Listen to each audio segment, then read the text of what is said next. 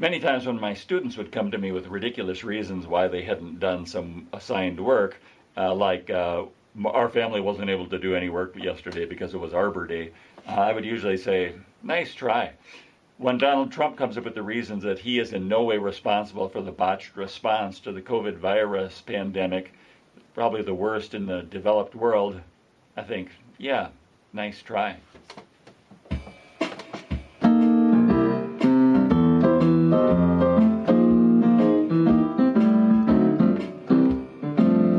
Nice try. You botched the whole response. You golfed and just feigned nonchalance. You said, like magic it'll be gone, and nothing is your fault. Nice try.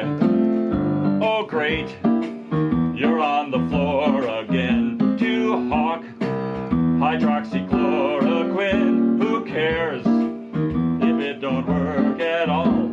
You think it will distract. Nice try. Most people think that it's crummy that someone who's such a dummy would be in charge when shit hits the fan.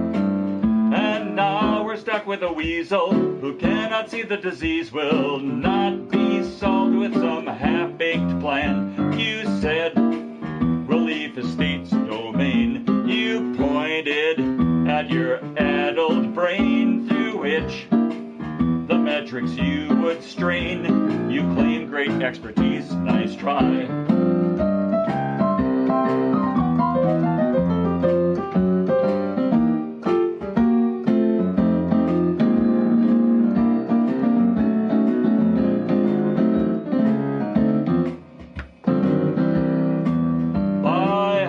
Under the covers and passing blame onto others, miraculously it will be gone. Yeah, right. I ask you, how is that working? It's clear that having a jerk in the Oval Office is clearly wrong. We're screwed. Why didn't people see some guy who's great at bankruptcy may not be the one equipped to be the savior of the world? Nice try.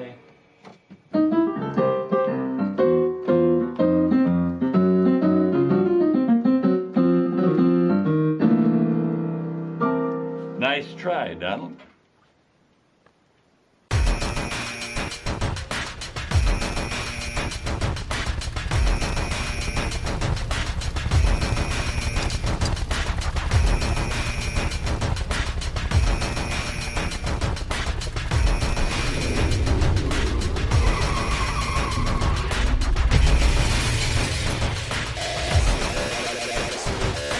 Auto sequence starts.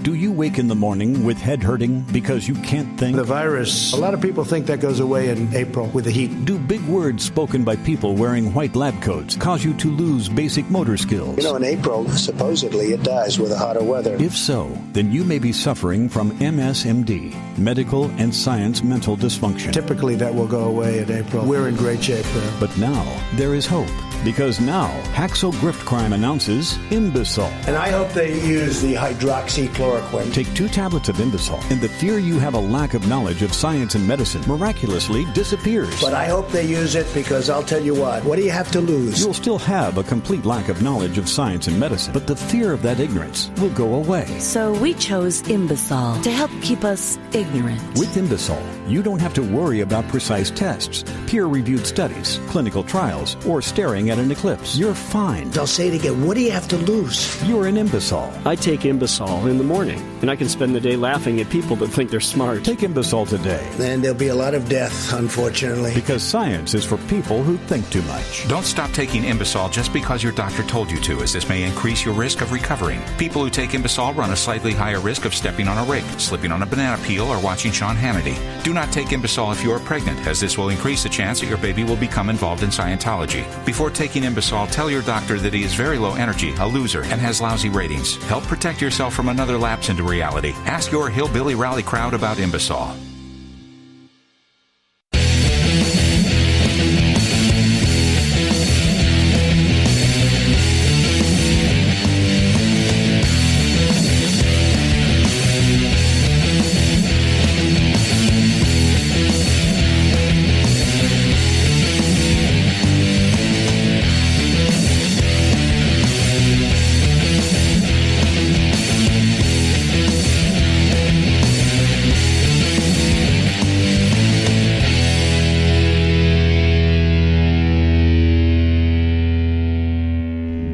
Hey everybody, welcome. Here we go. Matt Connarton Unleashed for what the hell day is it? It's hard to keep track nowadays, isn't it? Everything's so weird. It's Wednesday, April 15, the year of our Lord and the year of our eunuchs. We won't forget that. 2020. Hello everybody. Matt Connarton here with you. Today's show is not live, so no phone calls, please. You can call, but no one will hear you.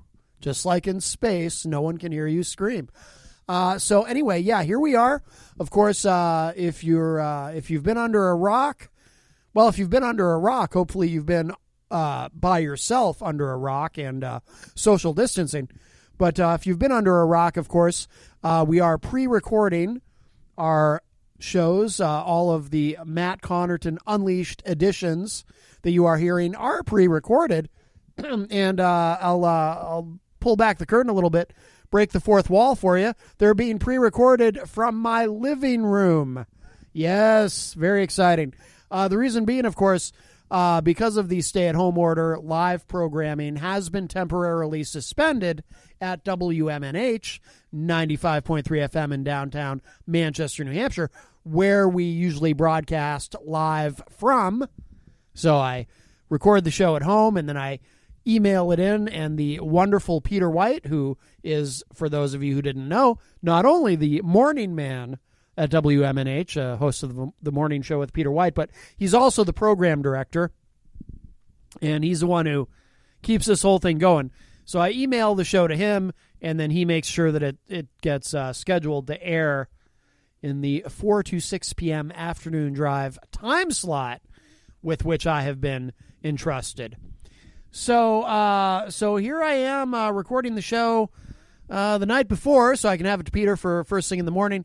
And we have something special I'm going to share with you in a moment. But so, like I said, no calls. Now, of course, you can still participate in the show, just not live. You can always post on the Matt Connarton Unleashed Facebook page. Please give that a like if you haven't done so already. You can follow me on Twitter at Matt Connarton. That's another way you can reach out. You can email me anytime, matt@ipmnation.com. You can send a text.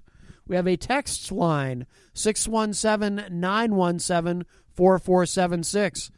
And if you do any of those things, even though the show isn't live, I can still react, respond, share them with the audience, etc., during the next recording. Now, this will be the first fully recorded show of original content for this week because we've been kind of mixing them in. We're also doing some best ofs, some brand new best ofs, because people love the best ofs and I love putting them together. And also because I can't spend 2 hours a day talking about coronavirus. It would kill me. Not literally, because I don't have the coronavirus, but you know what I'm saying. It would just, I don't want to talk about that for 2 hours. And that really has kind of swallowed up the entire news cycle. But perhaps later in the show we will get into some other things. I haven't quite decided yet what all this show is going to be, other than this show is definitely not a best of. This is all new stuff I'm sharing with you.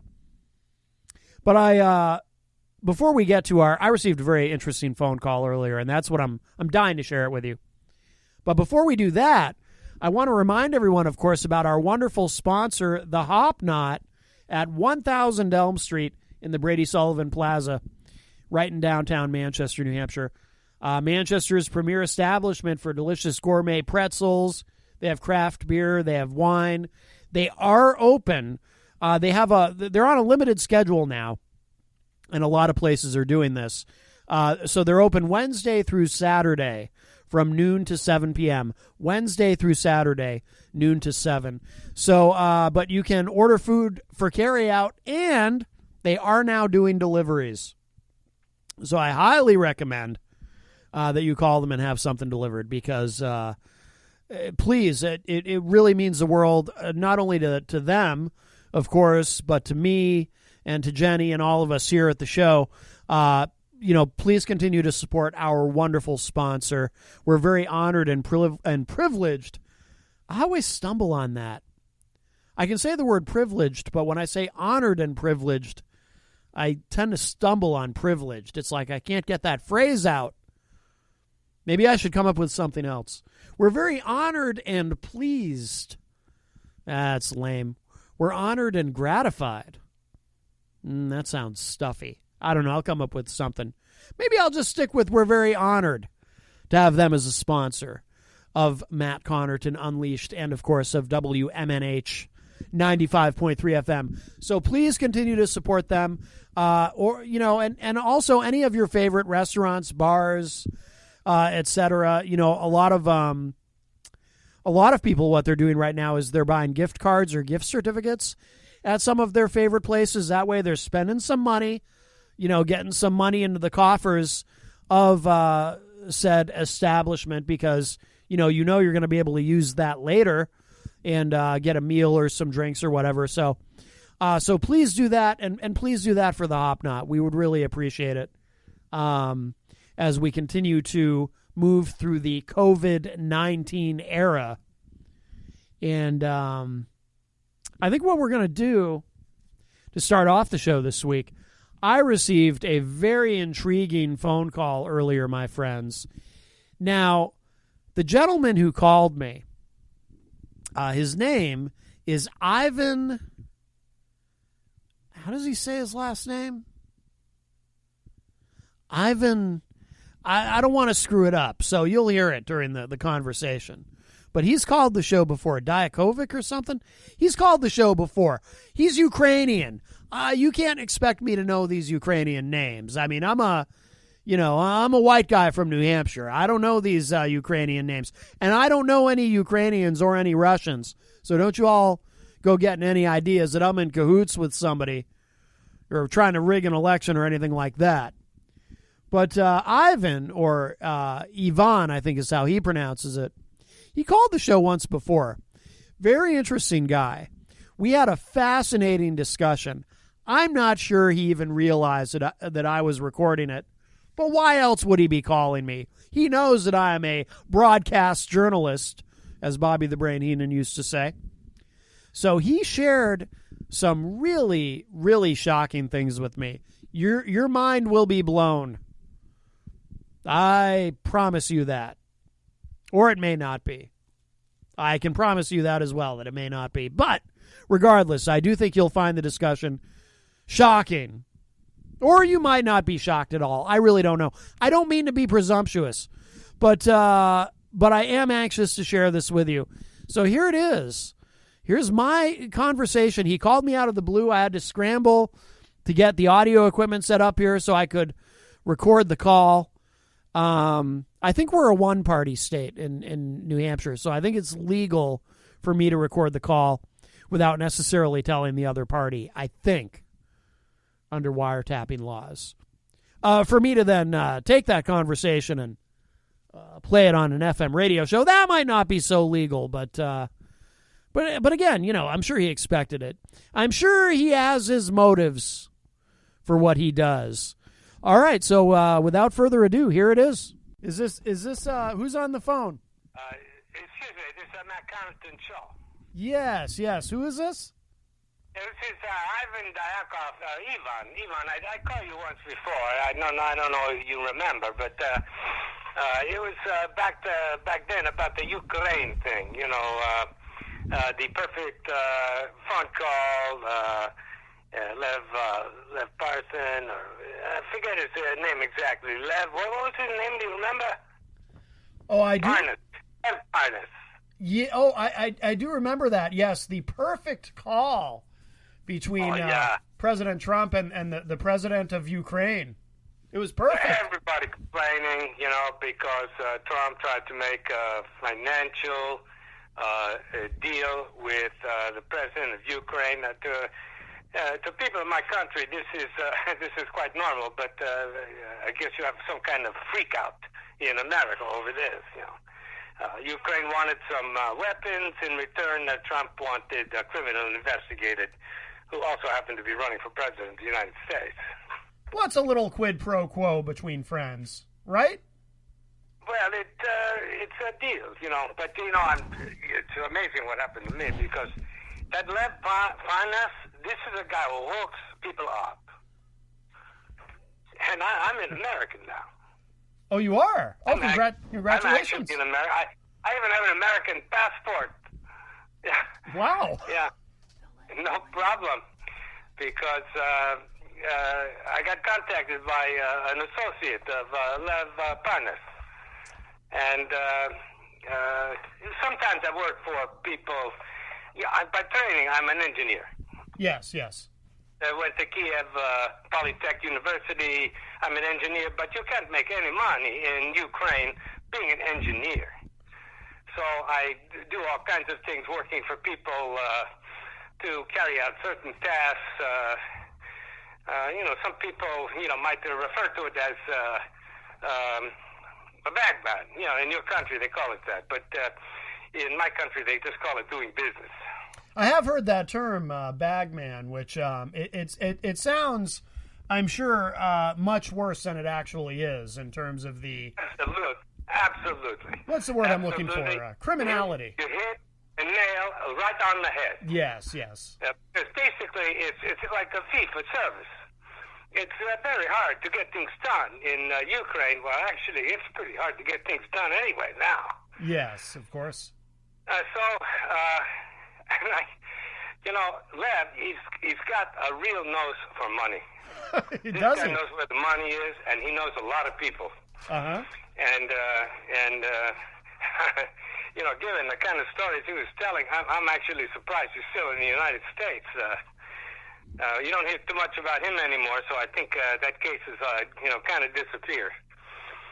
But somebody reached out to me, and all of a sudden, I'm in a limousine heading toward the airport in Kiev, and the next thing I know, I'm landing in Miami. Oh. Yeah, private jet, everything, Yes. It was amazing. It was really amazing, and I got a job, and my job is putting people together. Putting people together. Yeah, well, let me explain. Yes. You know about the big care package done by Congress a week or two ago? You remember that? Yes. Oh, absolutely. Of course. Because they care so much about America and so much about the businesses in America that employ so many people. Yes. Well, of course, we're very familiar with this kind of nonsense that goes on in Russia and Ukraine, all over Eastern Europe. They pretend to care about the people, but really it's, you're moving a lot of money. And the biggest source of money in the world is the government. And this is why there are so many criminals in Eastern Europe, in Russia, in Ukraine, the so-called mafia state. Right. That's not just in Italy. but the Russian mafia, the Ukrainian mafia, these are terrifying people. And when the Russian mafia got to New York, the Italian mafia ran away. It was too much for them. Right. They just picked up and ran away. The Russian mafia took over, but I'm not too close to these people. They're quite dangerous. I'm just interested in helping people out, so they come to me sometimes. I know a few people myself, and so there's a lot of money involved in this care bailout thing, Yes, and of course, by the way, for those who don't know, you're referring to the big bailout package that our government is doing, along with the Federal Reserve, to save the economy. Serious money. Yes. But what the left people told me is, we can get a piece of this. So some American company, they want the total package is for the corporations is like $500 billion U.S. dollars. $500 billion U.S. dollars. It's a lot of money. I can't even fathom that much money. I don't even know how many zeros are in that, and I'm an engineer. I work with numbers my whole life. But let me tell you, this is the way it goes, you know. Mm-hmm. There's a lot of competition for this money.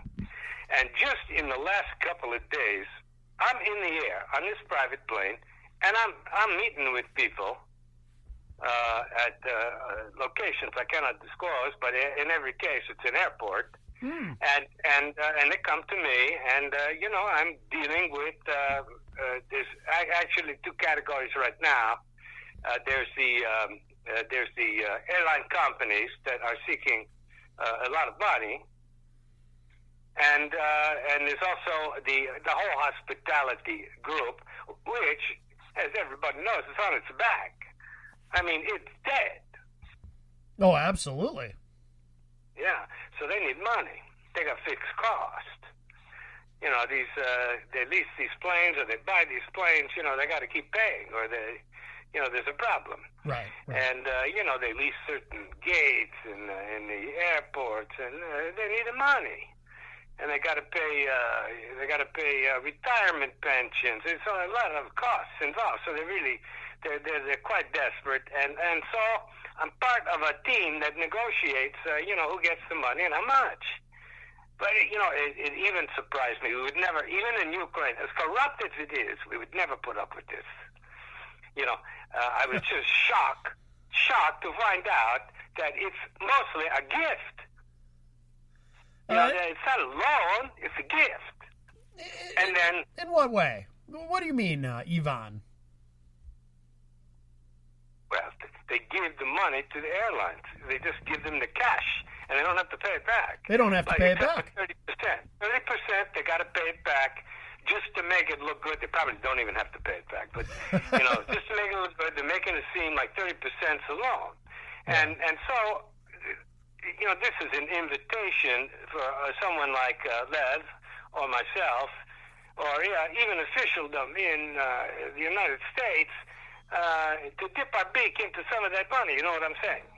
I do know what you're saying. It sounds like there's plenty to go around.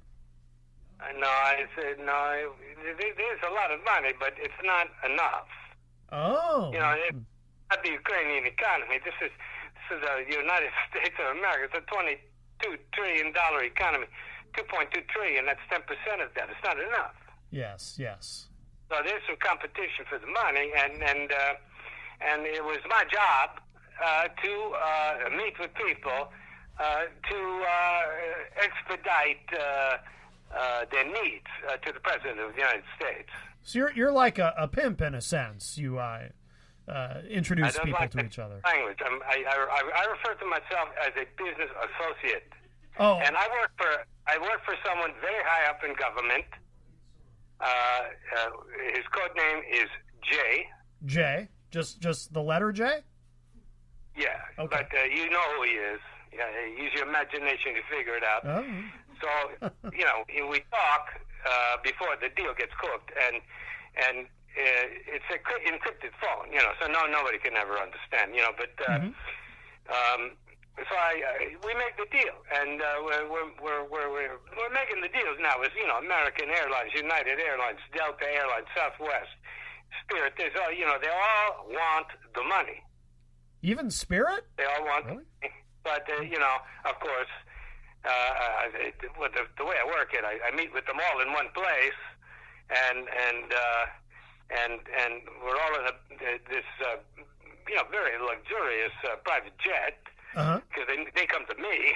I'm not flying the thing. I'm not a pilot, but and then I explain to them how much money is available for the aircraft industry, and they can tell me their needs, and I tell them I'm empowered to decide. So it's not like you don't just divide it up evenly amongst everyone there, I assume. Well, it's actually based on the gratuity that we receive in return for the money. For example, you have a lawyer. You know, you've been hurt by a doctor. The lawyer requires some kind of a deposit. I forget what they call it. It's a special legal name. Retainer. Yeah, that's what it is. Yes. They call it retainer. And so we get a retainer for arranging these big loans. And, you know, the lawyer, he gets 33%. Oh, yes. And even step into court. They don't try the case; they just settle it. Right. It's settled over the telephone. But I'm not front man, so I do this, on my own. Mm-hmm. And but I represent, the people that decide, and they tell me their needs, and I explain to them the needs of certain people who are empowered to decide, without mentioning any names exactly. Of course. Only first initials. Yeah. Sometimes at first, we're very, very discreet. You come from an old-fashioned Iron Curtain country. You got to understand. You speak in a kind of code. I do understand. Yes. Well, say things without actually saying them, and but there's an understanding. And the lawyer, we're not asking for 33%, like your attorney in the United States. We just want 15, 20%. Well, that sounds fair. We want it in advance. That sounds fair. So no one's being greedy. I'm sorry? That sounds fair. No one's being greedy in this. No. Just people helping people. That's how I see it. I'm a businessman. Yes. And so you have no idea how cooperative these airlines have been. Really? Because I have something they want, and they want to make me happy. Yes. So this plane, we meet in an undisclosed location, but at some point we're going to be picking up the gratuity, the commission, you might say. And how do you? They might call it a kickback. Oh, okay. But how do you do that? I mean, is that done off the books, shall we say? Off the books? That's an American expression. My God, Americans are stupid. Of course it's off the books. We don't even want cash. We want it in gold. Well, I had to ask. We don't want anything traceable. And we're going to cooperate on our end if they cooperate on their end. So there's got to be some upfront cooperation in the form of a gratuity, in the form of gold. They understand all of this. And of course, I guess you could say that I'm the pickup guy too in this plane, and the only passenger, I might add. And so it began a couple of days ago. We've established certain contractual rules, and there have been some gratuities that have come our way. Oh, wow! In the form of untraceable, valuable, heavy metals. So, right. It's working out better than I expected. I was rather poor in Ukraine. I'd fallen on some hard times. We had the Civil War and everything. And, yes. And then out of the blue, that Parnassus associate, he calls me, and then suddenly I'm even Diakov, American citizen. I got a U.S. passport. I have no idea how it happened. And you're not concerned, Ivan, about your own. Because Lev Parnas is in, jail. No, he's not in jail anymore. Oh, is he out? Oh yeah, he's been given. I think he's got one of those the thing on his leg. I don't know what you call. Oh, an ankle brace. Yeah. Yeah, he's out. Lev makes things happen. This is a guy that he moves very fast on his feet, even with that transmitter on his leg. Yeah. So next week is exciting. We have been meeting with the hotel chains. Going to get them all together, have the meeting, maybe 6, 7 of them in the plane. Then I meet with them individually to see what they're offering. You know what I'm saying? So is it It's a lot of money. It's $500 billion. So it's a similar process with the hotel chains. It's a similar process as with the airlines. Lev looked at the legislation. He said, even in Ukraine, we would never try something like this. Wow. He said, it's an invitation to waste, fraud, abuse, corruption, kickbacks, and bribery. He said, even in Ukraine, we're more careful than this. He says, and he said, Ivan, nobody's even complaining. Right. Yeah. That's true. So So we just, we see an opportunity, we take it, and everybody's going to be happy. Everybody's happy. It sounds like it. I mean, yeah, you're right. Next week, Marriott, Hilton, Best Western, Hyatt, a couple others, I'll be meeting with. And, of course, nobody's staying in hotels right now. They're kind of desperate. The industry could collapse if the United States government, represented by Ivan Dayakov, comes in, swoops in, and makes a good offer and coordinates the rescue mission. Right. It's a rescue mission, of course. A mission of mercy. Rescuing these hotel chains. For a long time, Ukraine was part of the Soviet Union. Yes. Union of Socialist Republics. America criticized Russia, Ukraine, Latvia, because it's socialist, not capitalist. They don't like it. But I can tell you that America loves socialism now, especially the Republican Party. Who would have thought? Who would have thought, Ivan? Yeah, it's so interesting. You would think that they would give the airlines a loan. It would be a loan, right. Maybe low interest, some special deal, they pay it back a long time, until they get back on their feet, whatever. But no, it's a gift. 70% of it's a gift. And guess what? I'm the guy that decides. I'm the decider. I'm just astonished. It fell into my lap, Mac.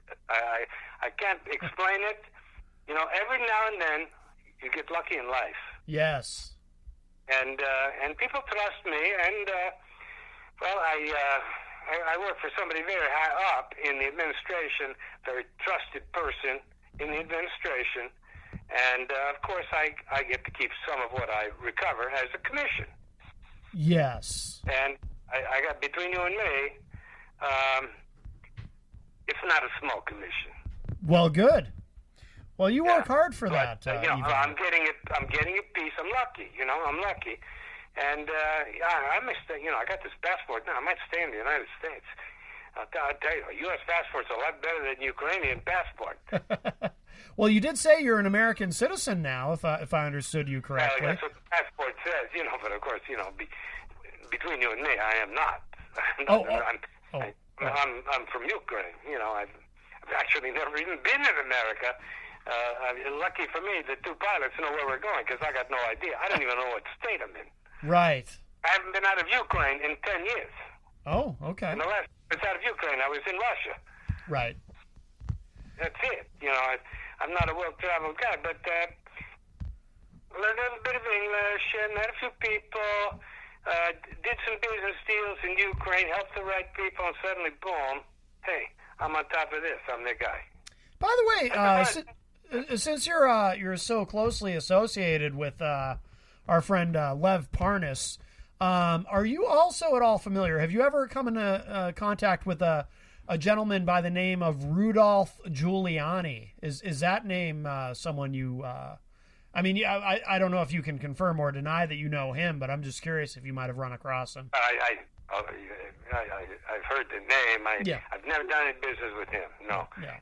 And I've only talked to Lev once, and it was for like 30 seconds. People, in this business, you work with representatives. Nobody wants their fingers touching this. Right. They all use this is a CIA, a KGB expression, cutouts. They cut the people out. They become there's a surrogate. I don't know the expression, but you know what I'm saying. You represent other people more important than yourself. Right. Now, to some people, I'm sure if America found out about this, they'd be freaked out, right? They'd be freaked out completely, right? No. I think they'd be largely oblivious, but yeah. But even in Ukraine, they're marching in the streets over a deal like this. I can tell you. We threw the last government out. The guy left in the middle of the night. He was worried that we're going to burn down his house, and he left. no, I actually think people would freak out. I mean, I can do the math for you. You want me to do the math? I'm not good at math, Ivan, so please, by all means. What's that 20% commission on $500 billion? It's a big number, Matt. It's $100 billion. Wow, yes, that is a big number. Yeah, and I'm going to get a piece of that. I hope it's going to be at least $1 billion, and I think I can live very comfortably on that in Palm Beach next to Mar-a-Lago, if you know what I'm saying. Well, I think you're going to have to figure out if that passport's going to allow you to stay in Palm Beach or not. Absolutely. This passport's permanent. Okay. I got citizenship papers. I got everything. I got a birth certificate. Wow. I'm all set. And I've also been offered a free membership to Mar-a-Lago. Really? In return for my services to the administration, helping them identify the companies most worthy of this bailout. Mm-hmm. Mm-hmm. Well, I just want to share the information with you to let you know that Ivan Diakov is alive and well. Well, that's a big relief. And I'm now American citizen. Maybe sometime I'll come to your studio and we'll do a show together, and I'll explain how business works, Ukraine style. But you got to understand, Ukraine. These are all the smart people in Ukraine. We ran Russia. We built the rockets, we built the tanks, we built everything. The Russians, there's a bunch of peasants without any teeth. Well. They're in Mongolia. God knows where they came from, but they call Ukraine Little Russia. We controlled Russia for many, many years. Well, how do you feel? You don't know the history of Ukraine. I mean, you talk to Americans, they say the Ukraine. It's not the Ukraine. It's Ukraine. They can't even. They don't even get it. It's not like the America. It's America. I have noticed that. Listen. Yeah. Anyway, so, things are going well. They're going well. They're going to go very well for United Airlines. I can assure you of that. It sounds like it. They insulted me with an offer, which they withdrew and made a better offer. So they're definitely in. And Delta, I got a meeting out of the palm of my hand. So is this, are you doing all of this yourself, Ivan? Because you mentioned something about being a part of a team. Yeah, well, I'm part of a team, but I'm the guy. You're the guy. You understand? I'm the guy. You're the guy. And not only do I get the pre-gratuity, I collect the main gratuity too in this private plane, which has got 2 engines, and it can lift quite a bit of weight. This is a serious jet. I've never been in one of these things before, but it's got everything, We got beluga caviar in the refrigerator. I can take as much as I want. Wow, that's amazing. Good for you. Very nice crackers, too. Very nice crackers. And there's a cabin attendant. She does anything I want. She gives me anything I want. None of those little tiny bottles, of drinks you pay $5 for on your commercial aircraft. No, we're talking serious vodka here, Right. And you get the whole bottle, So I'm on my trip. I know how to handle alcohol, there's no problem there. And, of course, I offer some of this Ukrainian vodka. Sometimes we have Russian vodka, and we all have a few drinks, and it loosens it up a little bit, and then we can talk a turkey. Right, it lets you kind of grease the wheels a little bit. Now, I don't know if we're going to be able to collect the whole $100 billion, but I guarantee you we're going to get at least 50. Yeah. That'd be 10%. That'd be 10%. But it's with the airlines, it's looking like we're going to get almost a full 20% pop. But the hotels, I don't know. You got to meet with them personally. Nothing's on the phone. There's no emails. There's none of that stuff. You can't. There's nothing that can be traced. And this is why we insist that the gratuity be made not in the currency, but not, of course, not by check. But we require the gold bullion or the gold coins in the safe. That's interesting, Ivan. I don't know if you're aware of this, but here in America, we have a lot of conservative talk show hosts like Glenn Beck and Michael Savage and so forth, who are very, very interested in gold. They also like gold very much. Well, I've been in America only. I've been in America only 2 weeks now. Yeah. But I noticed gold is going up. Mm-hmm. Yeah. And I don't know anything about why, but for some reason people trust gold. You can't spend it, but you can trade it for money. It's not money. Used to be money, but not money anymore.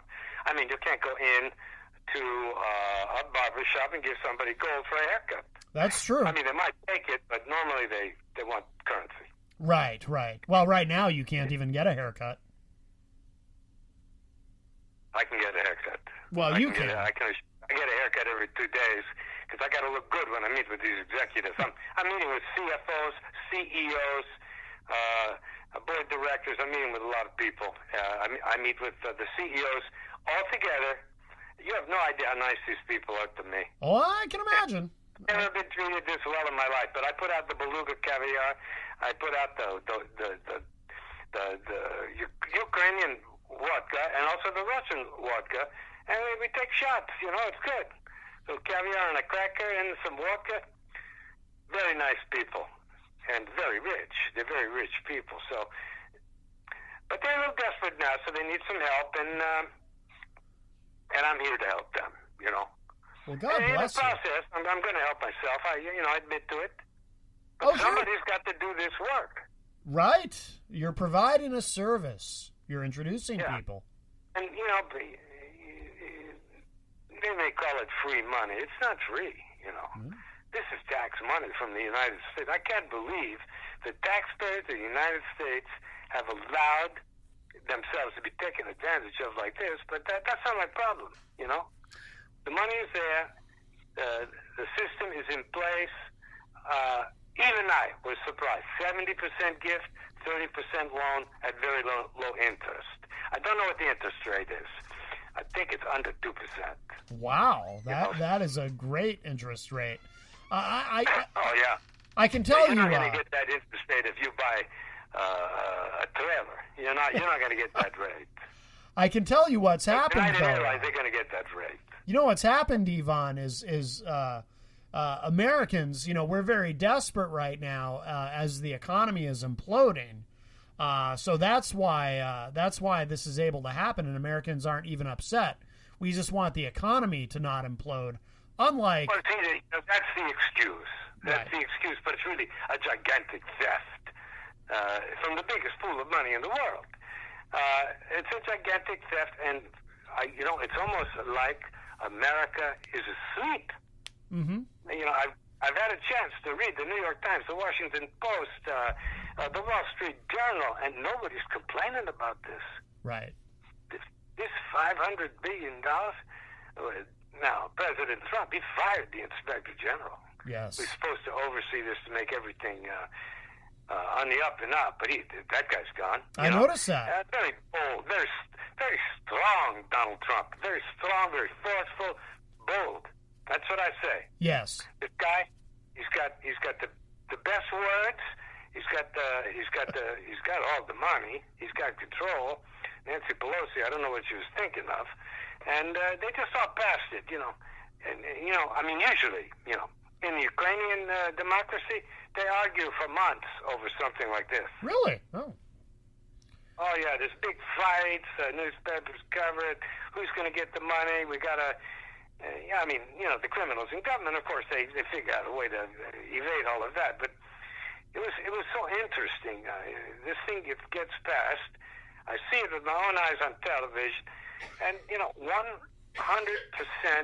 said yes in the U.S. Senate. Never seen anything like it. Democrats, Republicans, they don't care. Right. Bernie Sanders, he's a socialist. Of course, he's all for it. That's what it is, socialism. I haven't heard from Bernie. He didn't tell me he wanted a piece of this. Probably does though. But the U.S. Senate, I'm sure they're going to get something for this, because I think this is the end of a lot of their political career. America's going to figure this out in about 2 months. After it comes out how much I'm doling out to Delta Airlines, to American Airlines, United Airlines, to Southwest Airlines. When these numbers become public, then the recriminations will start. And I think a lot of people they won't get reelected. That's my theory, but I don't care about that. Right. You have elected who doesn't get elected in Ukraine, and I don't really care who gets elected here either. It doesn't matter. Politicians, Matt, they come and they go, right? Right.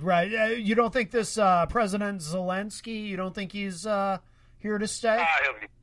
He'll be going. Yeah, they come and go, but money is forever. Well, gold is forever. That's what I'm told by those advertisements I see. Gold is forever. Yeah. Well, I don't know what my cut is going to be. I don't know if it's going to be gold or it's going to be U.S. dollars, Swiss francs, euros. I don't even know what I want, but maybe I get a little bit of everything, just to be on the safe side. Yes. Yeah. You have to diversify. So anyway, things are going really well. The Trump administration has got they got good control of this, just like they got control of the virus. Boy, didn't that come at a perfect time, right? And 2 months ago we had the perfect phone call. Now we got the perfect virus, and I got the perfect job. It's an interesting. It's funny how things just kind of work out. Or perfect. Yes. It's funny how that works out. Perfect phone call that Donald Trump had. It was a perfect call. Nothing wrong. I didn't hear the call, right. But I'm sure it was pretty good, because we know that the President of the United States, he's strong, he's very strong, he's very powerful. Yes. And he's got the best words. He speaks very well. So sure everyone does. can understand. Even the stupidest person in America will understand President Trump. That literally is true. Yes, Ivan, you're correct about that. By the way, if you're interested, if you are interested in the call, there's no transcript available, but there is a summary of a transcript available online that you can read. I don't care. That's yesterday. Yeah. Matt. That's when we talked before. I was trying to explain to you why this is just nonsense. And of course, it came to nothing, right? There's some trial in the Senate. It didn't go anywhere, and it's just political theater. We go through this every day in my country, but I thought, I've been a little surprised about how America runs. Really? Normally, they don't hand over $500 billion to the executive branch of the government to distribute the way they want. Normally that doesn't happen. Even in my country, it doesn't happen. The theft goes on a little more surreptitiously, kind of like what I'm doing here. There's people involved, and there's there's fees. And so if anything goes wrong, of course. I'm sure my passport's going to be revoked, and I'll be back in Kiev again. But I got some hope for this. I think everybody's going to be very happy with this. And the average American here, he don't care. He's getting $1,200. He's good. He's good. Exactly. You don't sound worried, He's Ivan. getting $1,200. Boeing's getting $12 billion. Yeah, maybe that's close. That's pretty close. That's fine. Yeah, everybody's getting paid. They're not getting paid exactly the same amount.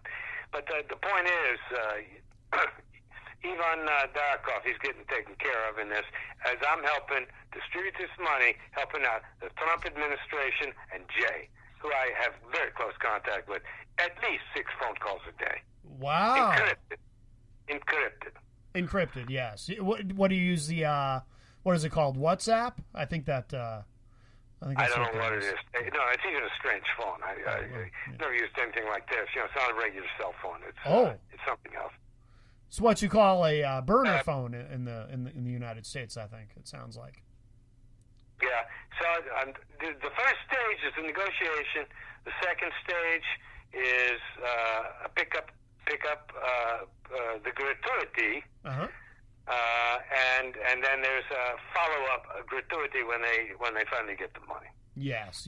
And that's the big payoff. And nobody, that's the way it works. That's the way it works everywhere. It's the way it works all over the world. You want to put in an incinerator in Belarus, I got news for you. The mayor at that time gets 10% of whatever that incinerator costs. That's the way it works. Wow. That's the way it works everywhere. That's why everybody wants to be a politician. That's right. It's good work if you can get it. Well, it's not easy to get to these top places. Donald Trump made it look easy.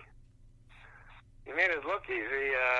You got to give him credit for getting elected. I mean, this guy wasn't very popular in New York City. Well, like you said, he speaks in a way that even the stupidest person can understand. So. Yeah, it surprises me sometimes, but sometimes a surprise can be a good thing. And in my case, it's going to be a good thing. It's going to be good for Hilton Worldwide. I can tell you that. It's going to be very good for Delta, and it's going to be very good for Jay, and it's going to be very good for Ivan Diakov. Yes, and it's ultimately good for the American people, right, Ivan? I mean, we're getting $1,200. It's people helping people, Yes. These airlines, they employ a lot of people. Right? So Exactly. We got to keep those people employed. We got to keep giving them their paycheck, whether they work or not. Mm-hmm. There are people that say, let the airlines go bankrupt. What difference does it make? They can operate in bankruptcy. They can repudiate their pension obligations, their debt. But this is better. They keep their pensions, no debt repudiation. The banks stay solvent. Everybody happy. You know what I'm saying? Absolutely. Okay, listen. I gotta go. I got a very early morning tomorrow. I gotta get in the plane at 8:00, and then I gotta meet with some CEOs. Well, you've got a big So day. I'll call back. I'll let you know how it all works out. Okay? All right, Ivan, and be safe. Oh yeah, you can bet I'm safe. I got a Glock on me at all times. It's fully loaded. Nobody's going to take Ivan down. Oh, good. Okay, Good. listen. You have a good day, and you protect yourself. You get yourself a good mask for the virus. Oh, yes. You don't want to catch that. It's I protect myself. I have protective gear. Sometimes I'm in a hazmat suit. Just to make sure I'm okay. But listen, I gotta run. It's good talking to you, and maybe we talk again. All right. Thank you, Ivan. Take care. Okay, bye-bye. Bye-bye. Well, there you go. That was my conversation with Ivan Diakov, or as he says, Ivan Diakov. But I'm an American, so I pronounce it the American way. All right. Well, we're coming up on the top of the hour. We'll take a break. More Unleashed coming up. Don't go away. We are not live. I'm so used to saying we're live. Don't go away. We're live. But we're not live. So no phone calls, please. Sunday, Monday, quarantine. Tuesday, Wednesday, quarantine. Thursday, Friday, quarantine. Weekend comes, I'm full of crumbs, ready to take a nap. Are these days or ours? I'm sleeping through. Oh, napping days. Are these days or ours? Nothing to do. Oh, baby, goodbye outside. High time lapse. There's nowhere to go now, so I take naps. Feels so right to sleep so long, snacking and napping all week long.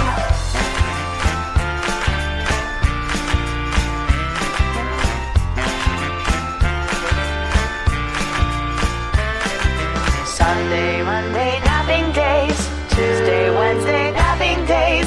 Thursday, Friday, napping days. Saturday, the same thing, snoozing the whole week through. Are these days or ours? I'm sleeping through. Oh, napping days. Are these days or ours? Nothing to do, oh, baby. These napping days are yours and mine. I only wake up to get high. Napping days.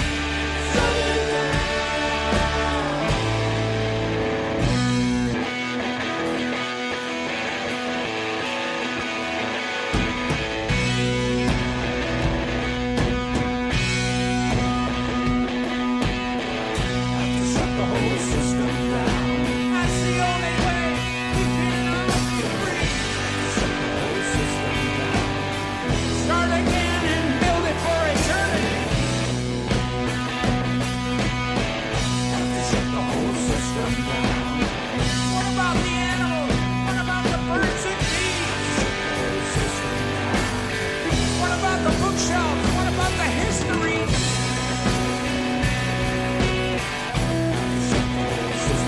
Shut it down. Shut it down. Shut it down.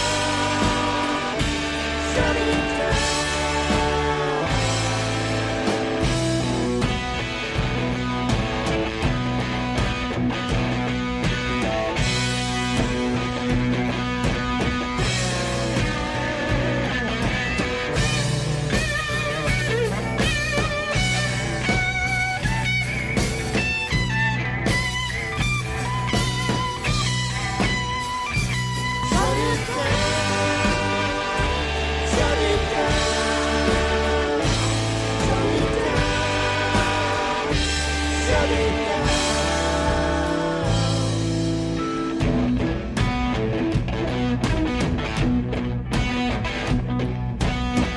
Have to shut the whole system down. When I look at the future, I see hope for you. Shut the whole system down. Working for eternity. Working now. Have to shut the whole system down. When I look to the future, I see hope for you and me. Shut the whole system down. Working for eternity.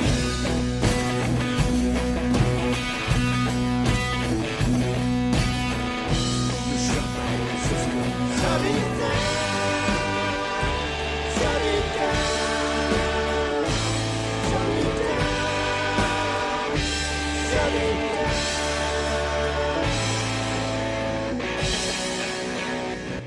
Come on down to the Hop Knot at 1000 Elm Street, Manchester's premier craft beer and gourmet pretzel bar. Tell us more, Trudy. We make our dough fresh every day. We make a variety of styles of pretzels and serve craft beer, cocktails, and a few bottles of wine. We do the traditional pretzel, and we have multiple flavors for that. We also do stuffed pretzels, pretzel sandwiches, free dessert pretzels, and pretzel knots. The Hop Knot in the Brady Sullivan Plaza at 1000 Elm Street.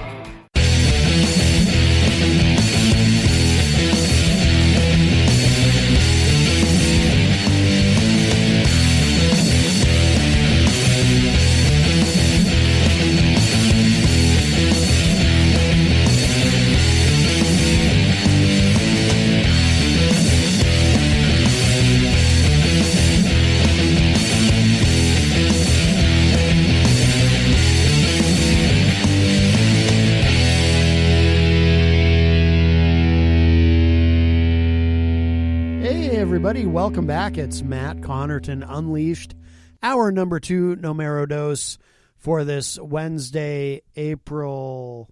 I have to keep looking. It's easy to lose track nowadays. April 15 would have been tax day, but it's been pushed back a bit. 2020.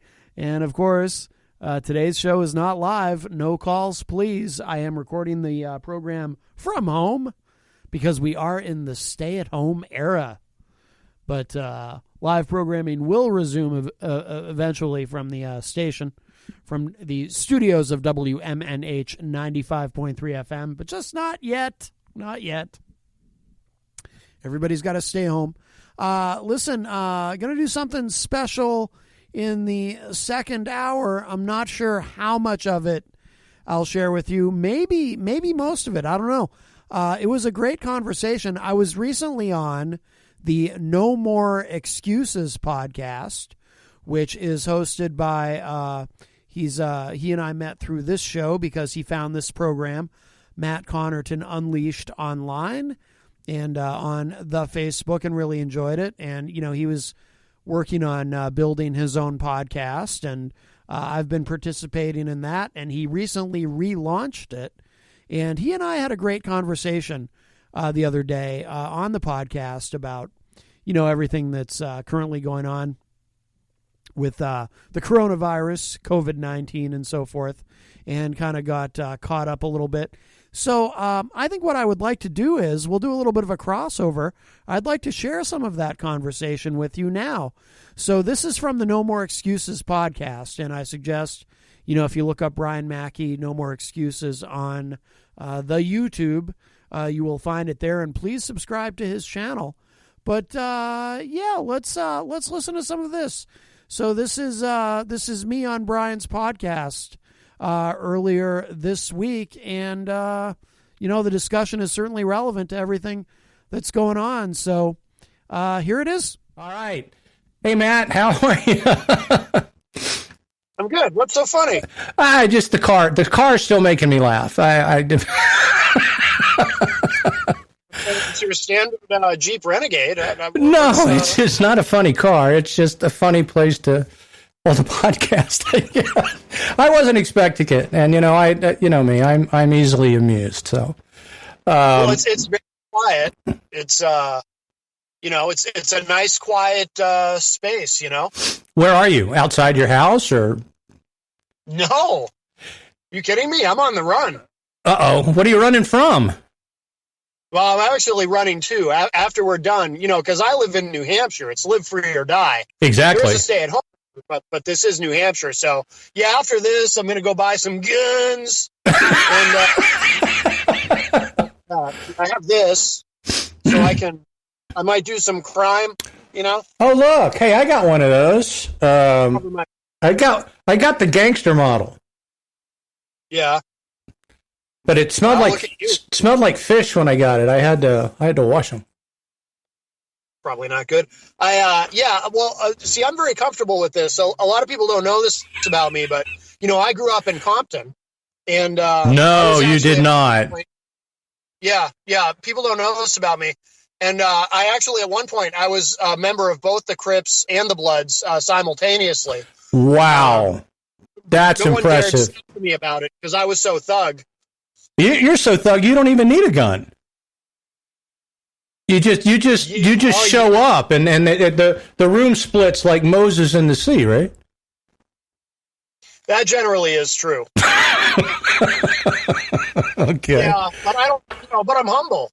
I'm humble about it. I don't brag. Where are you on the road to? Because I've been trying to get something accomplished that I can't seem to get done, even with phone calls. Well, here's where I really am, and this is 100% true. I'm in the parking lot of Walmart in Hooksett, New Hampshire, and I'm waiting for the toilet paper truck to arrive. At which point, I am in fact going to rob it. I don't have any gun. I do have my face covering. It's funny you say that because we have stores here that say absolutely do not come in here with a mask on. Really? Yeah. Oh, no kidding. Yeah. Because you can't see through them. I guess they need to make clear masks for the next time this happens. We need clear masks. So, right. We can tell the color of your beard. Yeah. There is a grain of truth to what I said. I am, in fact, in the parking lot of Walmart in Hooksett, New Hampshire, but I won't be doing any crime. You're waiting on the truck, though. Seriously? I'm too pretty for prison. No. We're good with toilet paper. They, places are stocking it here, but they're rationing it now. So you can only buy, like here at Walmart, you can only one pack per customer, or you can get 4 individual rolls. If you're just buying the individual rolls, you can get up to 4 of them. So. Well, our store, I go in every, few days for bread and whatnot, and I cruise around just for the sake of it. They have everything back in stock except, what do you call it? Oh, it's over there now, but I don't know if you can see that lonely box of Kleenex over there on the table. Oh. I turned down the paper aisle. Of course, it's 100 feet long, and it's all empty except for one little lonely purple box of Kleenex right in the middle of everything, just sitting there all by itself. So I rescued it. I don't need it, but I knew it was lonely. What's going on with Unleashed? Well, the show is ongoing. I have a few episodes to upload, but nope, the show is still on weekdays 4 to 6 p.m. However, it is not live. So what is happening is I'm there's a new episode every day. So if you listen online, some of them are live.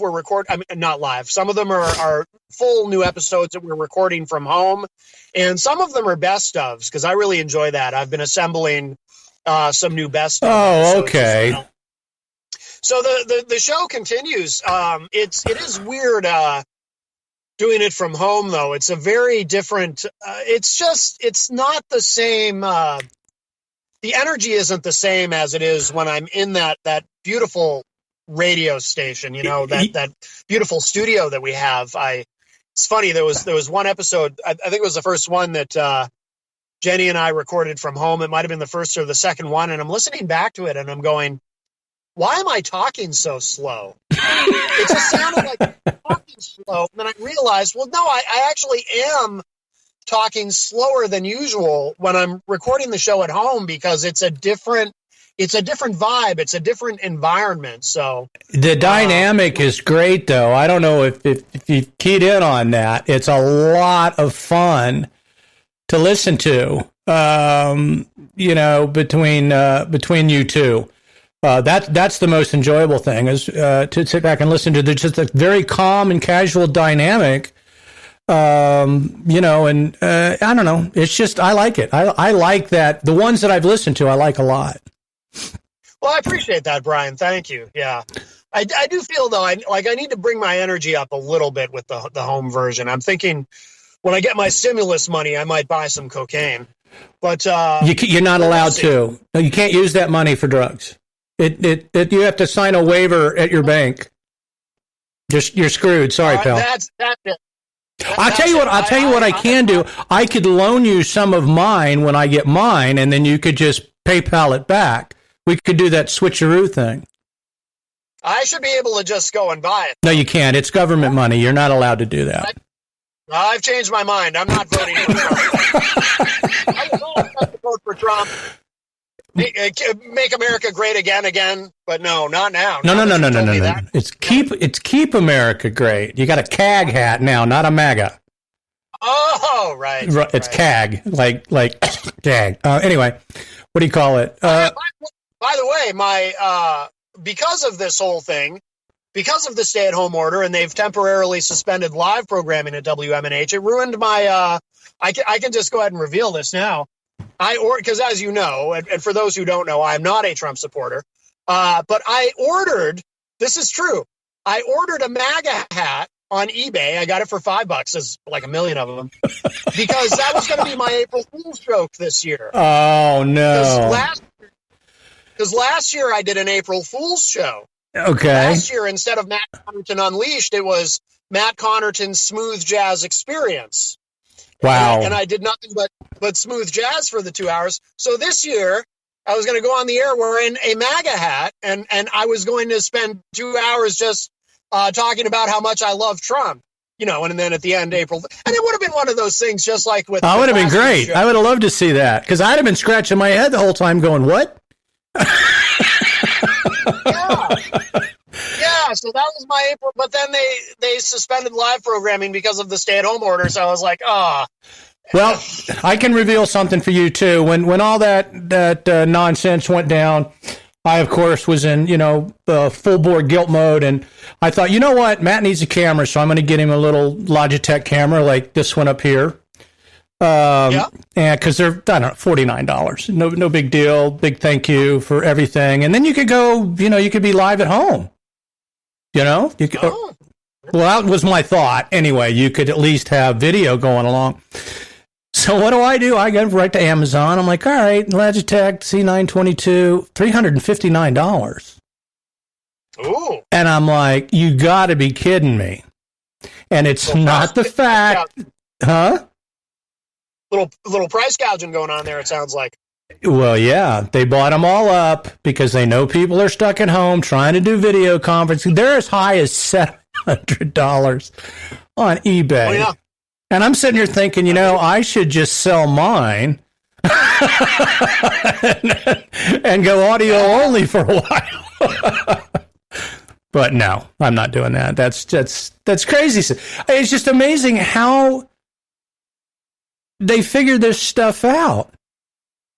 I mean, nobody's going to pay $300 for a $50, are they?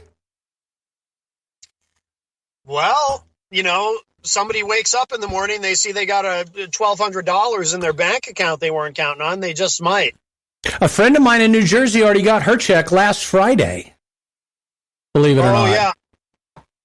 we're supposed to, 70 million of us, I hope we're in that arc, are supposed to be getting them by Wednesday of this week. Yeah. They opened up on Go ahead. Oh, I was going to say, and apparently too, if you're not allegedly, if you're not able to receive direct deposit, they're going to get the paper checks out pretty quick too. Allegedly. Yeah, that next month, not 4 months like they had predicted. But they also opened up what they called the CARE Act. Idaho, and we've discussed this, I think, in text. Idaho hasn't had an unemployment extension since 2013. So, it's been, the last 8 weeks have been a huge struggle financially. So yesterday I'm sitting and I'm watching free movies on Amazon Prime, just, turning into a chair. And, boop, I get a text on my phone, and it's Idaho labor, and they've opened up the CARES Act. And what that means is in the next 4 to 6 weeks, you keep filing for your extension now, and they will back pay you when the funds come in. Oh, okay. So that's going to be huge. And there's a $600 kicker one time. So... Excellent. Yeah, I mean, it's not just me, but I obviously I'm focused on me, but it's going to help a whole lot of people because, you gotta think, or I think that no extension, the money's there. It's not like this state's, broke. It's not like Rhode Island. The money's there, but 2013, 7 years. You got to wonder why there's such a homeless population because you could have been right on the cusp. You don't know. I haven't had a single person respond to mine, but mine, of course, include the word, disabled. And they hear that and they hear liability, not disability. And then it's just like, skip next, 86, that one. So that's just the way they do things, I guess. Another question.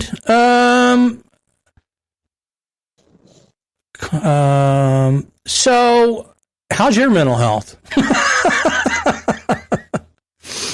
Honestly, I mean, I'm doing pretty well. For those who don't know, I mean, we've discussed it on here before, but for those who are new, I do struggle with depression and anxiety. But as far as depression, through this, I've been okay.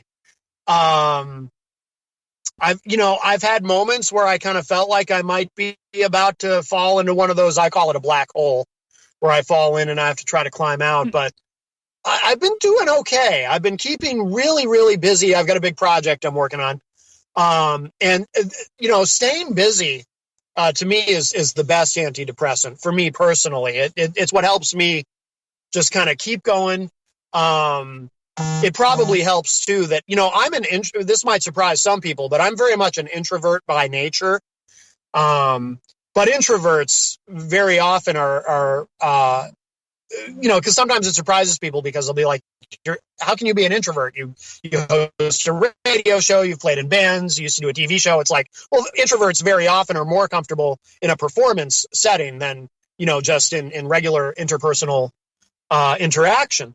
So, but as an introvert, for me, not being able to go out to a bar or something like that, it's like, okay, like an introvert hears you have to stay at home and it's like, oh, bummer. You know what I mean? Like, so it doesn't affect me that way. Right. Like, I don't need a ton of socialization. I'm very much a loner. So it doesn't affect me in that way. I mean, I feel terribly for all the, I don't want to get sidetracked, but for everyone who's affected, like our sponsor, the Hop Knot, anyone who's in any kind of restaurant or bar, or anybody who's been furloughed or laid off or is probably permanently laid off from a business that's closed. But anyway, so, but for me, I've been pretty good as far as the depression. Plus, we're moving into spring. I do better in spring and summer than I do in fall and winter with that. Now, the anxiety part has been a problem because my anxiety is the worst in the morning. when I first wake up in the morning, that's when I'm at the height of my anxiety. Really? And I know, yeah, and I know why. I know exactly why. I understand the psychology to it because for me, when I wake up in the morning, it's like, it's like, okay, so I'm waking up. I've been unconscious for several hours. What happened out in the world or somewhere in my personal orbit or professional orbit? What happened while I was asleep that I'm now going to have to deal with now that I'm awake? You know what I mean? I do. It creates a sense of dread. Yeah. It sounds like the same reason I can't go to sleep. I go to bed about 8 o'clock just out of respect for everybody else that lives here, just because there's no noise in the living room. And I'll lay there and I'll watch a couple of movies, and next thing I know, it's 1 o'clock in the morning, and I'm still I could get back up, get dressed, come out and watch more TV. Part of that is not doing anything all day long, but part of it is am I going to wake up? What's going to happen while I'm asleep? Not like I'm going to miss anything, and I could be literally just blank, but wide awake, wide awake. So I'm kind of the opposite of that. That's really interesting. Yeah. And the thing is, too, lately, so the struggle as far as my anxiety going through this coronavirus situation is, it's like, I already know, although this is changing, thankfully. But at least for a while there, I already know I'm waking up to bad news. You know what I mean? Yeah. I already know, and that increases the anxiety. I already know every morning I'm going to reach for my phone. I'm going to go to a news site like CNN, and I'm going to see, oh, great, even more sucky news about the coronavirus, even more people dead. Yeah. And the spread is oh, great, everything sucks. Yesterday, everything sucked. Today, everything sucks more. And when I wake up tomorrow morning, there's going to be even more bad news. And the day after that, there's going to be even more bad news. Now, that has shifted a little bit as the news has shifted. There seems to be glimmers of hope. And, I always say, there is light at the end of the tunnel. We just don't know how long the tunnel is. But there is light at the end. So even that part has gotten better recently because it's like, okay, when I wake up tomorrow and I look, the news might be, well, yeah, we're flattening the curve and there's improvement and everything still sucks, but maybe it doesn't suck quite as much as it did yesterday. So that's improved. But yeah, for a while there, it was just like, I'd wake up in the morning and that sense of anxiety was just, exponentially worse than usual just because it's like, all right, going to reach for my phone and see how much everything sucks today. Oh, look, everything sucks today even more than I imagined everything would suck today. Wow. You know what I mean? No, big shocker. Yeah. So, not to drag it out, but what do you do about that? Not to drag it out, but what do you do? Yeah, how do you, when you get up and after you've looked at your phone and you're now thoroughly sideways, what are you off to? Coffee, a caffeinated soda? What do you do to fight that little battle in the mornings?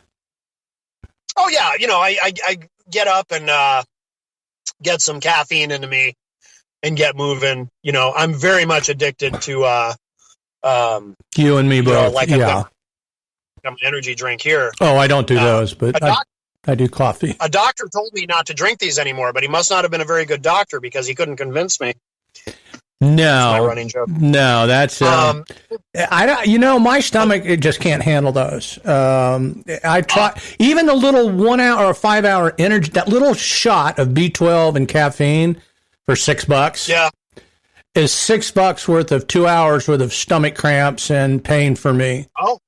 I would just rather have a cup of coffee, but I drink so much coffee, I start yawning. When I get on my fourth cup, it's just like caffeine overdose or whatever. It goes back and I'm yawning, drinking coffee. All right. So beyond that, you just handle it normally. You get up, you have your coffee, and then this is going to really be an open-ended question, but you say that things suck. And, one of the things that attracted me to Unleashed last year was how open to not hope. I don't quite know how to put it, but your mindset on a lot of things, and your opinion. It's not like you're opinionated. Your opinions hold a lot of weight and fact in my world, anyway. So my question to you is, what is this? This is May, August. The curve is still there, but the heat killed a lot of it. A lot of these ridiculous posts about snorting hot vapor water will kill the virus, all that jazz.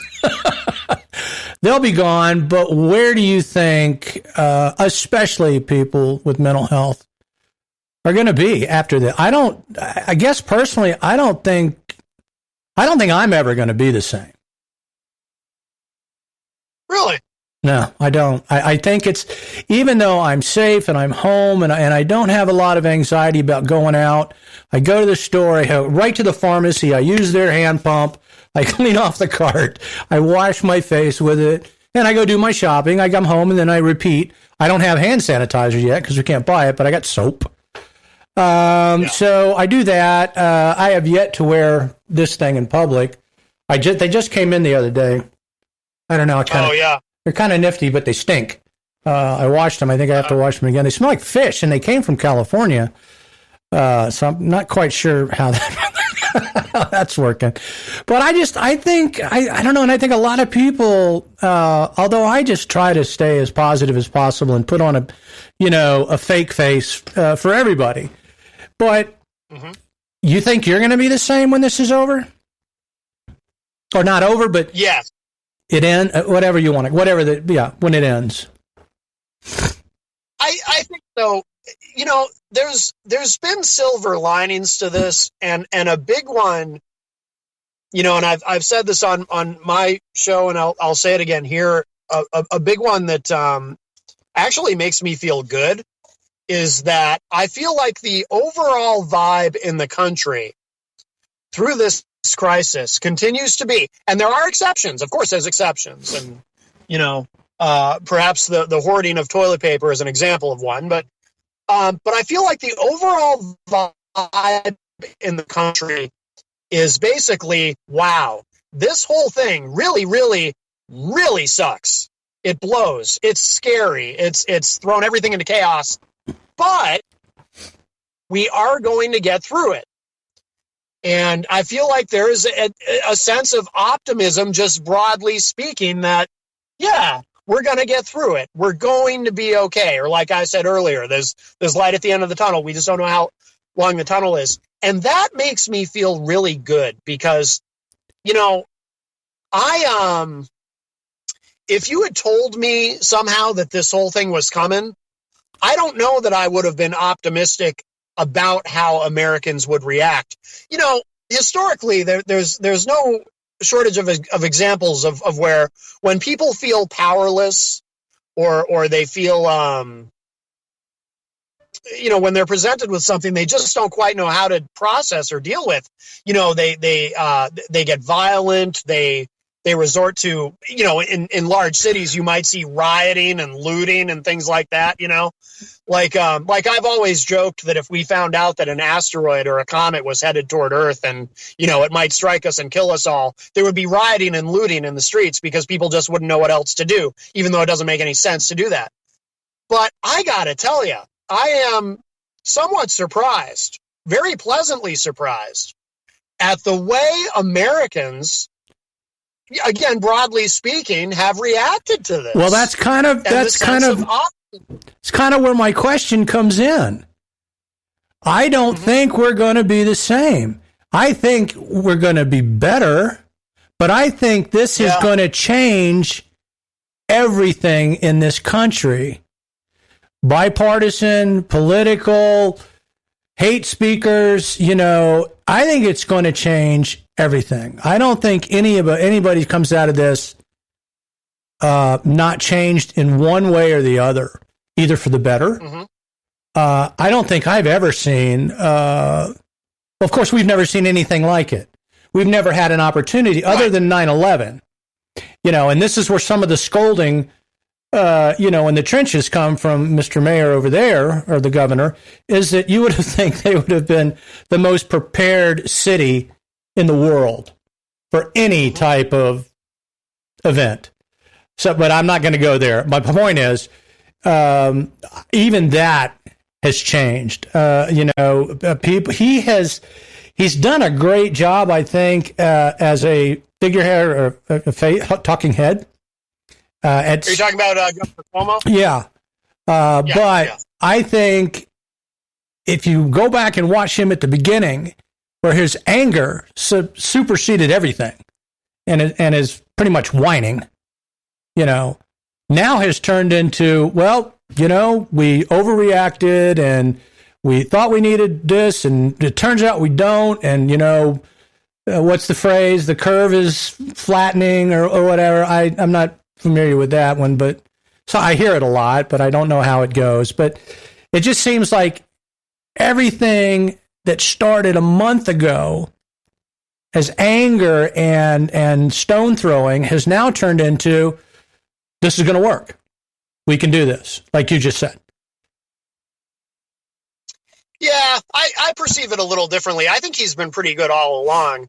I mean, I think he was angry that, the federal government, the response from the federal government was so late and so lax. I mean, when this whole thing, when this whole thing came to the United States, and, Trump was just kind of like, just wash your hands and don't worry about it. It's just like the flu. It'll be gone soon. And, yeah.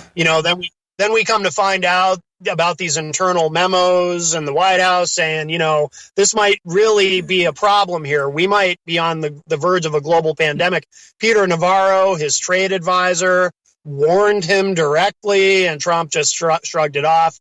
So, I mean, if Andrew Cuomo came off as a little angry, and I agree with that part. I think he has come off as angry at certain points, but I think a lot of people should be angry. I mean, I'm trying not to get into that too much and just focusing on what we do now. I do think Trump has some things to answer for. I think everybody would agree to that. I think my point was not to get off on Cuomo. I used him as the city as an example of preparedness, not him. It could be anybody in charge. They still weren't prepared. And there's people in Idaho that have just gone bonk nuts because they don't want the state shut down. They want to go back to work, and they're calling it a commie plot and everything else. But this is, this is Idaho mentality. Well, that's everywhere, Brian. There's some of that everywhere. There's some of that here too. But you can't just run wild in the streets, especially if you're not going to wear a mask. Yeah.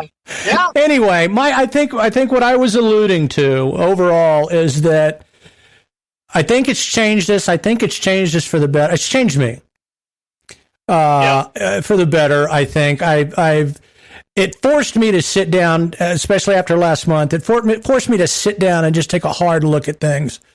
Priorities, and I don't know. I don't want to get into me. But anyway, that was just the big, broad question is, August, when things are either going to wind back up again and totally freak us out, or they're going to be and we'll be in recovery mode. Is that a good phrase? We'll be on the upswing, whatever terminology you want to use. But I think everybody's going to be different in how they start over. It's just a feeling that people that did things one way before this have had a whole lot of time to sit around and go, well, that was f***ed up. Maybe I should try it this way next time. Yeah, I think, and I think too, at the very least, I mean, I think people are going to be, I think in the future, we're going to see less sickness during winter in terms of just colds and flus, because I think this experience will have made people more apt to do the things we should have been doing anyway. I mean, particularly during, and I used to be very lax about it myself, but particularly during cold and flu season, I think going forward, people are going to wash their hands a lot more. I think they're going to be more and use hand sanitizer a lot more. See, I've known people who I've probably known quite a few people now that I'm thinking about it, who I've heard say things like, I don't get sick in winter. I don't know why everyone else is walking around sneezing and sick. I don't get sick. I wash my hands all the time. And I use hand sanitizer and I never get sick. Like, I've known people who've said that. And yet I didn't take it to heart, and I'd still get sick a couple times every winter. I think people are going to be a lot more conscientious about that going forward. I agree. I agree, because you know what came to light for me is that we're not any different than any other country when it comes to the air. We all breathe air. We're all, and you saw that post. I see you commented on it, where good thing the virus can't move sideways. Well, that was a brilliant post if you think about it. Whoever put that picture together was like, exactly. It can move sideways. It moves 360 degrees. But other countries seem to be, China, Japan, countries with a lot of, pollution and infectious stuff, are always running around wearing masks and washing their hands and doing the best they can to stay hygienically on top of things, where here, we tap the water and spritz it and hit a paper towel and we're gone. Yeah. We go to the grocery store. You ever think about, taking hand sanitizer to the grocery store? Never. Why would you? Never even occurred to me before all of this to do that. Well, here's the thing that I think might change, and you just said it. I think they'll be a lot more cognizant of how, for lack of another term, lazy we are when it comes to, I don't know. I know there's a limit to the hand sanitizer argument. You don't want to do it 24 hours a day, because then all of a sudden you don't have any good germs. But right. Hand washing is the best thing. Right. Yeah. And it's a bar soap. Yeah. It doesn't have to be fancy. It's just a bar soap. And I'm a lot different now when it comes to that. I don't think my routine in the house changes much, because it's just me doing my little thing. But man, when I hit that grocery store, I have a routine. I'm right to the pharmacy counter, hit the pump, and I just flood that handrail, and I'll hit my face, because I have allergies, and I have asthma doesn't bother me much this time of year, but I'll have a constantly like sinusitis. So I had itchy eyes, and I'm always doing this. Yeah. Well, you can't stop it, Yeah, the no touching the face thing. I just my nose itches. I have allergies too. It's like it's just impossible not to touch my face. Well, so I just try to make sure my hands are clean. Lots of hand washing. Can I just say too, one other very positive thing about this, that I've been bringing this up on my show, so you might have heard me say this already, but do you realize how lucky we are? And by the way, I haven't heard anyone else really point this out, but so I'll point this out for everybody. How lucky we are that this is happening when it's happening in the year 2020 at a time when we have all this technology, when, people can still connect online and you can still be connected to the world. Oh, that's a brilliant statement. Yeah. And people, you can be in touch with people through a variety of ways, Facebook and other ways, Skype, whatever. You can order things online and have things delivered. You can have your groceries delivered if you don't want to go to the store. I mean, we are very fortunate. It's like I made a joke. I said, but it's true. I was like, if this happened 30 years ago, when people were stuck at home. Oh my! If they even knew they were supposed to be at home, right? Because without a 24-hour news cycle, you might not even know what's going on unless you happen to watch the nightly news or read the newspaper. And then people will be going, I guess I got to dig out my box of VHS tapes and find some movies to watch or something if I'm stuck at home. So we live in an amazing time. We are so lucky that this is happening in the year 2020, where we have all this technology. Musicians are at home recording albums. I can record my radio show at home. I mean, we're very lucky that this is happening when it's happening. I agree. And I it has brought out the best and the worst in people. But that is also a learning curve and I don't want to I guess I should call my life very fortunate, for the life it's been, to be fortunate enough to sit back and watch, not have to, and I mean, don't get me wrong, it's a struggle, as you know, but my point is, during that daily struggle, I have glasses, I have a TV, I have a computer. Very fortunate to have all these things to keep your mind occupied. Because if I didn't, I'd go batshit crazy. No pun intended. I would just, what? I'm not a sun guy. I'm not a tree hugger. I don't go to the park. It's 65 and it's still too cold. And that's just my metabolism. But I agree 100%. I think it's a brilliant statement. And I hope that that's what brings about the change, is that people had enough time to sit at home and realize, wow, what a change. Mm-hmm. Yeah. How's Jenny doing through all of this, by the way? She's good. She's staying positive. It's hard for her. She is immunocompromised, and the only time she leaves is when I have to bring her to an appointment, and most of her appointments right now are, because this telehealth thing is really kind of exploded, and that's another positive thing that's coming out of this, and another reason why it's fortunate that we're having this happen when it's in the year 2020 and not 30 years ago, when what would telehealth be? A phone call with your doctor, no internet. But she's she's doing well. I mean, under the circumstances, she's doing well, and she stays connected to people online, and she's not an introvert like I am. She's much more of an extrovert. So it's tougher on her in that regard. But we do go out for walks locally in the neighborhood. But that's really the biggest risk that she's going to take. She doesn't want to. She'd love to go to a store and walk around, and but she's just not going to take that risk. The risk is much too much for her. So well, the anxiety from just going out can really just ruin the whole experience. Getting out and getting the fresh air is great. Again, I I don't know. I'm living life on the edge because I go to Albertsons to relax. The grocery store. Okay. I walk around and see what they don't have, just to kind of see the world in action. But I don't go anywhere else. I go there or I'll go walk to the end of the street. What do you call it? Yeah. But I think it's the anxiety when I get home of, you're an idiot.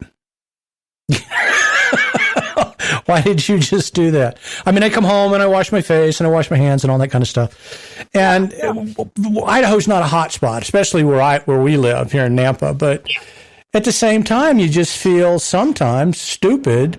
But you got to go. You got to get food.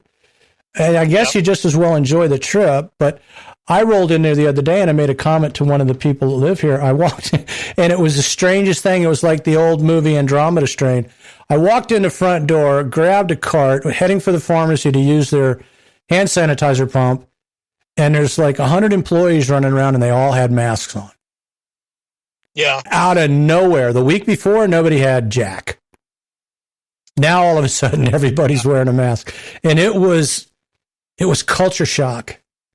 Yeah. It really was.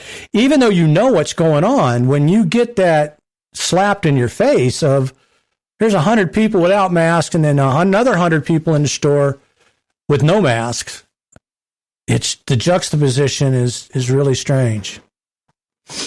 Yeah, makes it that much more real. real or surreal. Yeah, well, that too. So when's your truck getting there? I haven't seen it yet. Well, actually, I should go get my guns first. Well, you are in New Hampshire. That's kind of where I thought I'd end it is what's going on in Manchester. How's the state of Manchester throughout this? Fine. I mean, it's easier to get places because there's a lot less traffic, but there's also a lot of essential workers, and so there's a lot of people out and about. They did issue the stay-at-home order, which we talked about briefly earlier. That goes until May 4. My prediction is it will get extended another month. That's what I'm predicting. Yeah, I think it'll end up going until June. That's just my prediction. They're going to want to err on the side of caution with this, because obviously if things start to get back to normal too soon, we could end up right back in the same situation. So, but we're fortunate, like Idaho. We also, I think New Hampshire is 13th or 14th in the country as far as confirmed COVID-19 cases. So we're also not a hot spot, which is fortunate. We have a hot spot right to the south of us, Massachusetts. Right. Is a hot spot.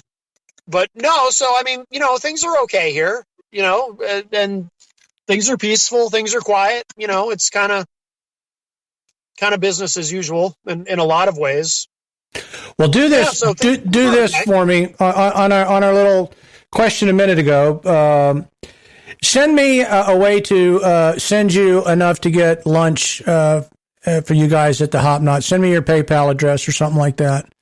Because I don't know that because here's my brain on the phone. Hi, Hop Knot. Hi, yeah. This is Brian Mackey. I'm in Idaho, and I'm trying to buy lunch for somebody in Manchester. You probably know them. Maybe you do. Do you have their address? And they'll be like, what? Is this a crank call? I don't know that dropping the names would have really made the call any better. But send me that because I know she likes those Oreo things. I have no clue what you like there, so it was going to be I was going to depend on them to say, well, what is Matt like, and send two of each of those over to their house, and then be like, what's the address? P.O. box. Right. So. Well, that's right, because you have my P.O. box. I've got that, right. But no, we can't deliver food there. Post office doesn't like it.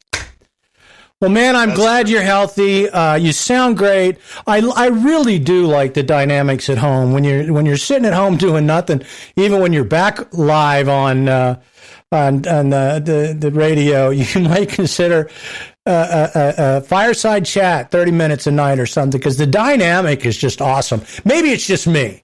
I tune into people, but I sit there and I listen to you and I listen to Jenny, and I just think it's the neatest little thing because the opinions are accurate and thought-provoking. There you go. I got a good phrase out. I appreciate that. Well, it's true. I think anybody that had an opportunity to get on with you like this one-on-one would tell you the same thing. Oh, thank you. You just got to start giving out your phone number. Quit hiding. I said, you got to start giving out your phone number. Quit hiding. Oh, yeah. Well, we've been kind of, sometimes I don't know, the Spreaker thing, I don't think works that great. So we've been kind of pre-recording them. By the way, shout outs to, because when you said if somebody else, were to talk to me one-on-one, they would say the same thing. It reminded me, a loyal listener, Rocky Huber, gave me these N95 masks. I saw your post, but you didn't explain. You just said Rocky Huber rocks. And I'm like, and? No, I didn't want to say too much because I didn't want other people to see that. Right. And then start hitting him up like, hey, man, can you hook me up? So I just wanted to kind of give him a shout out without saying what it was. I thought I had scored. I found a box of the regular blue, hospital day-to-day masks, not N95, on Amazon for $8. Oh. Not as good as that. The ones that are folded up. Oh, is that just a used folded one? Yeah, yeah. I guess it looks. It comes out of the package folded up. Huh? It comes out of the package folded up. So, okay, so that's what I ordered. A box of 50. And then, like a week goes by, and I'm like, where are these things? So I go in and I look up the order. I try to look up the order. The link on Amazon, gone. 404. Sorry, page not found. Oh. Okay. So I go in and I call Amazon. I'm like, I ordered this, and now it's gone. But yet it's been shipped. I've been charged. Where is it? And what's the deal? Oh, yeah, they're a Chinese vendor. That's coming from China. Well, I don't mean to sound, racist, but I don't think I want a mask from China. And I certainly didn't know I was ordering anything from China. And they're like, well, we can't do anything about it. And I'm like, well, what? I'm refusing them. I'm not going to accept them when they get here. That's where my anxiety kicks in big time. I am going to do everything I can. And it's not a slam, but it's just one of the things that this has brought out in me is to do a lot more research on the things I buy and buy U.S., Yeah. By the way, just a helpful hint for anyone who might benefit from it, because I'm in that business, the online retail business, and if it doesn't tell you, it won't necessarily tell you where it's coming from when you order on Amazon. But if you look at the shipping times, if it seems like if the shipping time is more than a few weeks, that's how you can tell it's definitely an import. Yeah, well, it said 7 days. What's that? 7 days is what it said when I ordered it. It's going on 3 weeks now. Yeah, if the shipping time is more than a few days, then it's probably an import. Because, I can tell you this, there are a lot of third-party sellers on Amazon who do, in fact, import from China. And by the way, but I don't know. Sorry, go ahead. Be careful about I'm not going to get into how I know this, but be careful about ordering electronics that have a long shipping time, because those are often coming from China, and those are, like, for example, those, I don't know if you're familiar with those Beats headphones, Brian. Oh, I hate them. Yeah, I'm familiar. You are familiar with them. Like there's a huge, there's a lot of bootleggers in China who will ship Beats if you see Beats headphones brand new at an unusually low price on either Amazon or eBay, right, those are probably coming from China and they're bootlegs. Right. Because I got involved with a wholesaler once who I figured out what he was doing, and then I got myself out of that relationship because he and I were going to work something out. Because, like I said, I'm in that business, and then I realized what was going on. I was like, I don't think these are real headphones. So anyway. Well, you'll have to tell me about that sometime. I had no idea you were doing that. Well, that's a big part of, it has to do with the project that I'm working on, actually. I thought it was a radio project for some reason. You thought it was what? I thought it was another, radio type project. It has to do with IPM Nation. People may have noticed or not. I don't know. But, on our website, you can no longer purchase anything. The shop option is gone, and all of that's gone. And the reason it's gone is because it's going to be coming back, but it's going to be very different. Because that's where the business that's where we make our money, for the most part. So that will be coming back, and that's what I've been working on.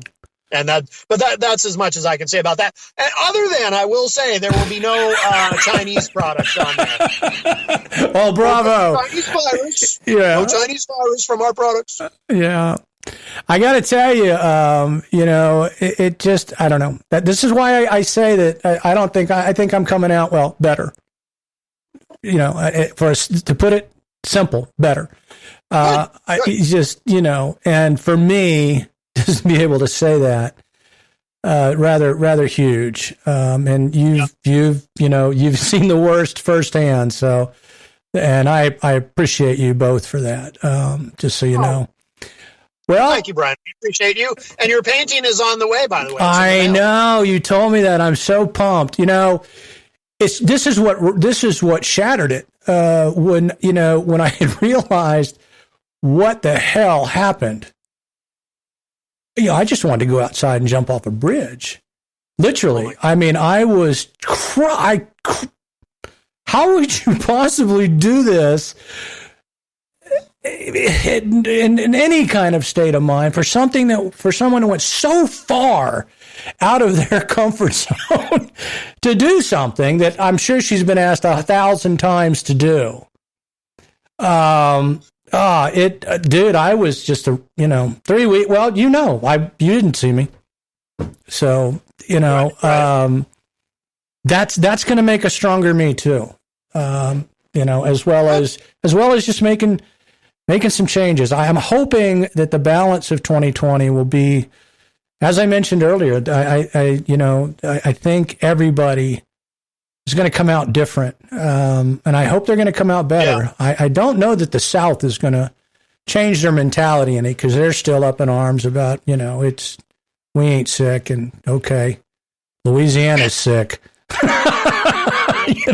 That's all I know. So come on down to the Hop Knot at 1000 Elm Street, Manchester's premier craft beer and gourmet pretzel bar. Tell us more, Trudy. We make our dough fresh every day. We make a variety of styles of pretzels and serve craft beer, cocktails, and a few bottles of wine. We do the traditional pretzel, and we have multiple flavors for that. We also do stuffed pretzels, pretzel sandwiches, free dessert pretzels, and pretzel knots. The Hop Knot in the Brady Sullivan Plaza at 1000 Elm Street. Hello and welcome to McDonald's. You've probably heard we're revamping our image. But you may not know about all the wonderful new changes in store for our customers. You've seen our hot new hipster Hamburglar. But have you seen the new Grimace? He used to be such a sourpuss. But now he's a magnet. Uh-huh. We also have a new burger for all you tree huggers out there who are too snobby to eat fresh patties from enormous vats of ground up cows. The McCarrot Burger.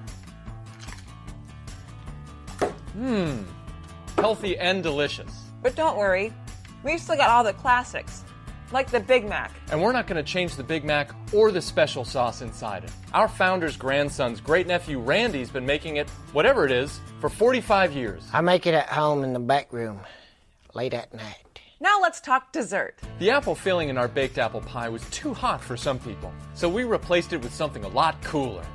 Gumballs. All right. And of course, there have been a lot of questions about just what kind of fish is in the fillet of fish. It's fish, right? Yeah, of course. It's a fish. But we're not just updating the menu. We're upgrading the entire McXperience. Karen, do you remember those complaints from moms about the cleanliness of the ball pit at the play place? I sure do, Jeff, but not to worry. Those ball pits will be scrubbed clean by our new global head of Play Place Cleanliness, Randy. They told me I could legally wash the children's Whoa! Don't worry about how that sounds. Randy will only be allowed to clean when our locations are closed. Dang it. Wait a minute. We almost forgot about Ronald. Studies show that Ronald McDonald actually scares the shit out of children, so he's now known as health expert Ronald McDoctor. Hi. Nothing is healthier than eating at McDonald's. Try our gumball pies. They're very slimming. Thanks, Doc. Hey, Jeff, isn't it about time for our jingle? You mean I'm loving it? No, silly. The new one. Oh, yeah. Hit it, Maestro. Mickey D's, you have no other choice at the airport. So come on down to the new McDonald's, which is now called Anywhere But McDonald's. As in, where do you want to eat tonight, Jeff? Anywhere but McDonald's. Oh, yeah, one more thing. You, Morgan Spurlock. Anywhere but McDonald's, you still have no other choice at the airport. And there ain't no more Happy Meals, neither. Unless y'all beg me for it. You like to beg, don't you? Sometimes it feels just right. You fall for it from the first line. But then you read a bit more and realize it's all Yippee-yi-yo, yippee-yi-yay. They're turning all the frogs gay. Now that Orlando is done, he no longer says it's a false flag. No, the story is dumb. The CIA dropped a gay bomb. Interdimensional pedophiles. Whatever you say, Alex. Wait, what the f? Illuminati rules the world. I don't think that is true. Alex Jones, Jones calling. Alex Jones, Alex Jones, Alex Jones, wake up now. Wake up now. Alex Jones, Jones calling. Alex Jones, Alex Jones, Alex Jones is so woke. It's so woke. Yippee-yi-yo, yippee-yi-yay. They're turning all the frogs gay. When I think about you, I have to laugh to myself. You are such a long cow, not even sure you believe it. Hillary is all his earned. Where did you get that from? Obama is African. Not this again. Liberals are Satanists. Where is my tinfoil hat? Don't forget to buy my Infowars.com. Alex Jones, Jones calling. Alex Jones, Alex Jones, Alex Jones, wake up now. Wake up